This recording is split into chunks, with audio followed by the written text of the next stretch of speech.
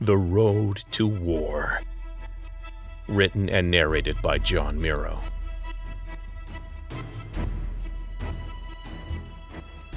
Get more at servingworlds.com. 17. There were no more towers standing to the west. Thick black smoke veiled the flowing lights in the sky. Artillery thundered constantly, a discordant barrage unlike anything Lee had experienced. Lee watched Captain Carson, her name was printed on her left breast, stumble away toward the fighting in the west. He wondered who the commander had been to her. Her pain made him ashamed. Lee was moved by her guts and her dedication. She was hurt, bare-assed except for a sidearm, but she dug deep and somehow kept moving. He'd like to have bought her a beer and talked about life. Instead, he closed his eyes and waited for what Reach would throw at him next. The answer was gunfire. The statue above him cracked and groaned. Stone dust sprayed down on him. He struggled onto his side. Defying gravity never hurt so much, but he got to one knee and half leaped, half fell on a patch of ground clear of Pete Cloak's shadow. He landed on his elbow, sparing his ribs, and stared back at his mech. A dull, patchy yellow scout mech landed on the ground where he just lay. The scout mech spun, leveling the rifle at him. He drew in a breath. It felt like inhaling hot glass. "Sameen?" he wheezed. "Who else, dumbass?" blared from the scout mech speakers. Lee barely heard it over the roar of the suppression fire she was laying down. The mech's other hand rose into the air, carrying a squat pistol that shot off a red and white flare. Jake ran, as fast as the suit would take him, raising both arms and letting loose with all 6 barrels as soon as he cleared the building's edge. Red lights blinked on his HUD. Both big-bore barrels were out of ammo, with nothing left in the toaster. He kept running, adding what was left in his rocket pods to the assault. The mech on the left turned to engage him, but its legs were damaged. The one on the right maintained his direction and rate of fire, cutting a statue of some guy in half. When it collapsed, Jake saw what was left of Lee's mech. His small-caliber guns ran dry, but not before one sparked a fire on the side of the mech with the gimpy legs. Jake was running, fast enough to make him bounce in his cocoon. He shot bolts from both railguns. A lucky shot gave birth to a searing white light. Jake had punctured the mech's ammo feeder. Every round in his toaster was firing off. His HUD screeched a warning. The second mech had a lock on him. Before it could get off the shot, 2 large holes appeared in its chest from behind. It went still. A second later, 2 more red-tinged holes appeared in the helmet of the burning mech, and it fell over.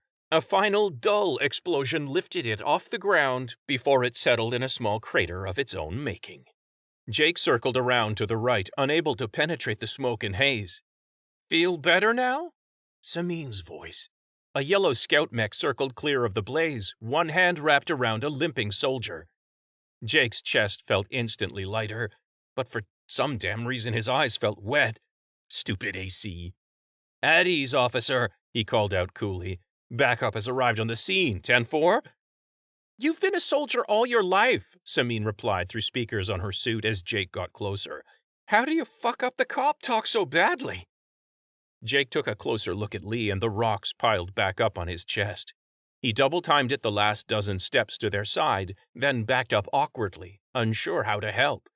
"Think Kapoor is going to charge you for that suit, Paladin?" A feeble smile from Lee. "I'll pawn my medals." Jake only heard the croak over the shelling to the west because of the suit's amped hearing. His smile faded, leaving Jake's commanding officer looking more than half dead. "Crack your suit, Grunt. I could use a walker." "Right, yeah, sorry, Lee." Jake lumbered around in place and powered down. A drone dropped out of the sky. "Still in one piece, Captain Stupid? Can't even commit suicide without us, I see." "Situation report," Lee demanded in his reedy voice. The computer identified Lee's retina as soon as Jake and Sameen lowered him into the harness. Tiny motors realigned the cocoon to his specifications, and his UI preferences replaced Jake's on the HUD. The cockpit hissed closed behind him, muting the unceasing thunder of the battle. For just a moment, alone in the dark, Lee hung his head and let the pain wash over him. DeAngery and Wicker's teams were met by spotters and rushed off the field for a shit and shower, Willard said, finishing his report over the mech speakers. Scramblers are still in place to keep the home team from mounting any last-minute comebacks, so we're on our own until the cheerleaders piggyback us home to drink some shitty beer from a big sporty cup.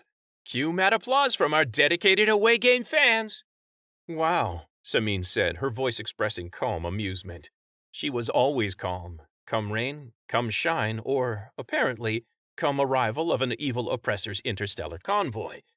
You do sports talk as well as your brother-in-law does cop talk.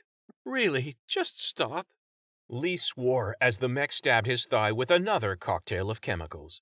An instant later, he breathed a sigh of relief as the pain receded and his vision cleared. You seen the light show, Angel? Jake called out, jogging back from his second trip to pillage the enemy mechs. This whole ballgame just changed. Stop, Samin groaned, rubbing her eyes. The drugs helped. A lot. Lee put himself the rest of the way back together, stuffing pain behind mental pressure doors and cycling their locks. We can't keep the ships from coming down, but no way do we back off now. Too many. He took another huge drag of water and cleared his throat. Too many people gave their lives to get us here. We owe them to see it through, to take as many pieces off the board as we can before they get down here. Outside the mech, Lee's powerfully built sergeant easily lifted a massive clip up into the ammo feeder. Jake slammed the feeder closed and pounded an armored leg twice. Pretty, Samin cooed over a matching pair of salvaged assault rifles like other people might gush over puppies and kittens. Clear the board. Makes sense to me, Jake said, kneeling over an ammo crate and stuffing his pockets and vest with extra clips for the rifle. What's first on the list? Shame got his hooks into Lee and tore harder than the pain had before the meds. His mission was to take out command authority in the row. He swiveled the mech sensor pod head and stared the direction Captain Carson had run. He was bone-weary, soul-sick, and committed. On me!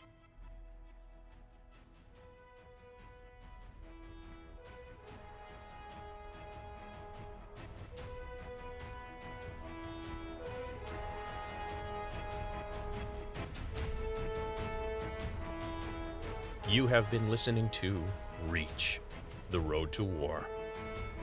Written and narrated by John Miro. Music, All This by Kevin MacLeod at Incompetech.com. Hear more of the story at servingworlds.com. Thank you for listening.